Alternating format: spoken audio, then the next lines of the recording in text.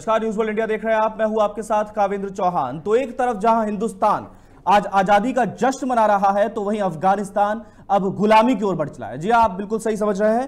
काबुल पर, अफगानिस्तान की जो राजधानी है काबुल, वहां पर तालिबानियों ने कब्जा कर लिया है। सबसे बड़ी खबर इस वक्त क्या हम आपको बता रहे हैं कि काबुल पर अफगानिस्तान के जो लोग हैं वो वहां से भाग रहे हैं। अफगानी लोगों को वहां से डर के साए में जीने के लिए अब जो मजबूर होना पड़ेगा, इस डर के चलते अब वहां के अफगानी लोग भाग रहे हैं। और ये तस्वीरें लगातार हमारे सामने आ रही है, जिस तरीके से लोग भागते हुए नजर आ रहे हैं। आपको बता दें कि तालिबान ने काबुल पर भी कब्जा कर लिया है। अशरफ गनी ने इस्तीफा दे दिया है और इससे पहले तालिबान ने कहा था कि वो काबुल किसी भी तरह से ताकत के बल पर सत्ता का हस्तांतरण नहीं चाहते हैं। तो ऐसे में बातचीत का दौर जारी हो चुका है और अब सत्ता का जो हस्तांतरण है वो सीधा सीधा साफ होता दिखाई दे रहा है कि अब तालिबान जो है वो अफगानिस्तान पर राज करेगा। लेकिन इसके क्या मायने हैं, इस पर भी बातचीत करेंगे।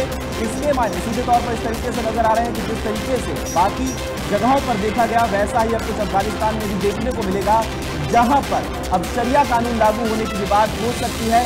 अब 10 साल से बड़ी बच्चियां जो हैं वो अब नहीं जा सकेंगी। आपको बता दें आपको बता दें कि 10 साल से जो बड़ी बच्चियां हैं उनको स्कूल जाने के लिए भी मनाही हो चुकी है। और इसके साथ ही अब जो वहां पर जो महिलाएं हैं वो अपने साथियों के साथ बाहर सड़कों पर नहीं निकल सकती। इस तरह की चीजें अब देखने को आम हो जाएंगी अफगानिस्तान में। तो इस वक्त की सबसे बड़ी खबर हम आपको बता रहे हैं कि किस तरीके से अफगानिस्तान की राजधानी काबुल तक पहुंच चुका है तालिबान। और तालिबान ने वहां पहुंचकर, जैसे कि पहले भी उन्होंने कहा था कि खून खराबे से बचेंगे वो लोग। हालांकि उन्होंने यह साफ नहीं किया कि पूरे अफगानिस्तान में जो उन्होंने खून खराबा किया, जिस तरीके से उन्होंने लोगों पर अत्याचार किए, जिस तरीके से लोगों को उन्होंने मारा, और अब काबुल में पहुंचकर सत्ता को भी उन्होंने हथिया लिया है। यह सत्ता सीधी तौर पर आपको बता दें कि यह सत्ता हथियाने का काम जो है उन्होंने ताकत के बल पर किया। लेकिन अब काबुल पहुंचकर उनका कहना है कि वो सत्ता को बड़े ही शांतिपूर्ण ढंग से हथियाना चाहते हैं। हालांकि आपको बता दें कि राष्ट्रपति जो थे अफगानिस्तान के, उन्होंने इस्तीफा दे दिया है। यह अभी सूत्रों के हवाले से हमको जानकारी मिल रही है। इसके साथ ही तालिबान जो है अभी बैठक कर रहा है और बैठक के बाद अभी तक कोई आधिकारिक घोषणा नहीं हुई है। तो ये तस्वीरें आप देख सकते हैं कि किस तरीके से अफगानी लोग जो है अफगानिस्तान को छोड़कर भाग रहे हैं। ये तस्वीरें सीधे आज की ही हैं और तालिबान की हैं। तालिबान की ये सामने आप तस्वीरें देख रहे हैं, किस तरीके से तालिबान के डर से वहां के अफगानी लोग काबुल शहर को छोड़कर भाग रहे हैं। तो डर के साए में जीने को मजबूर हैं आज काबुल के लोग। तो पूरा अफगानिस्तान आज जब सोकर उठा तो इस तरीके की काली तस्वीरों का जो साया है उनके सामने आ चुका है। तालिबान ने अब वहां की राजधानी पर भी कब्जा जमा लिया है और अब सीधी तौर पर जो बातचीत है वो जारी है। अभी बातचीत के बाद क्या आधिकारिक घोषणा होगी उसकी जानकारी भी आप न्यूज वर्ल्ड इंडिया पर हम आपको देते रहेंगे। इसके साथ ही सबसे बड़ी चीज एक और बता दें कि वहां के अफगानिस्तान के जो पुलिस चीफ थे निजामुद्दीन कैसारी, उनको भी बंधक बना लिया गया। उनको भी बंधक बनाने के बाद उनसे सभी जो उनके अधिकार थे उनको छीन लिए गए हैं। तो अब अफगानिस्तान में कोई भी पुलिस चीफ नहीं है, वहां पर सीधे तौर पर तालिबान का राज है। इसके साथ ही आपको बता दें कि अफगानिस्तान से हमको ऐसी खबरें मिल रही हैं कि अशरफ गनी जो हैं वो काबुल से अब भाग चुके हैं। ऐसा सूत्र बता रहे हैं कि काबुल छोड़कर निकल चुके हैं अशरफ गनी। इसके साथ ही सरकारी कर्मचारी जो हैं उनका वर्चस्व जो है वो अब छिन चुका है। वहां पर सरकारी कर्मचारी जो है उनको भागने के लिए कह दिया गया है। उनसे कह दिया गया है कि वो सभी कामकाज छोड़कर अब तालिबान के हाथों में सारे कामकाज को सौंप दें। इसके साथ ही महिलाओं की भी तस्वीरें हमारे सामने आई हैं कि महिलाएं भी वहां से भागती हुई नजर आ रही हैं। तो अफगानिस्तान के लोग इस वक्त डर के साए में जी रहे हैं और जितने लोग वहां से भाग सकते हैं वो भाग रहे हैं। तालिबान ने भी सीधे साफ किया है कि वहां से जो लोग भागना चाहते हैं, जो लोग निकलना चाहते हैं, जो लोग काबुल को छोड़ना चाहते हैं, वो आराम से काबुल को छोड़ सकते हैं। किसी भी तरह का उन पर किसी भी तरीके का जो जोर जुल्म है वो नहीं किया जाएगा। आपको बता दें कि अब इसके क्या मायने निकलते हैं, तो इसके मायने समझाने की कोशिश करते हैं।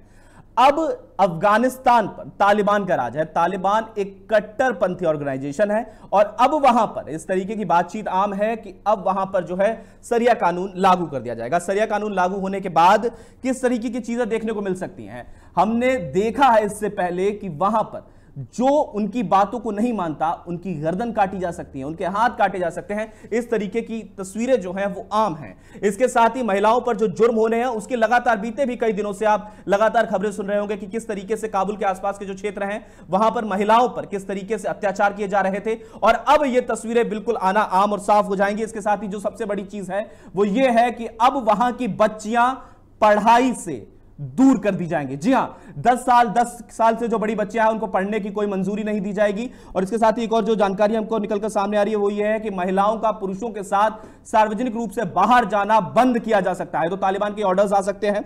इसके साथ ही आपको जो तस्वीरें दिखाई जा रही है उनमें आप साफ देख सकते हैं कि किस तरीके से अफगानी लोग जो हैं डर और वहां पर होने वाले अत्याचार से बचने के लिए अब अफगानिस्तान छोड़कर भागने की फिराक में है। हालांकि काबुल में तो यह तस्वीर आज सुबह से ही आ रही है कि किस तरीके से जो काबुल के लोग हैं वो लगातार काबुल शहर को छोड़कर आगे की ओर बढ़ रहे हैं।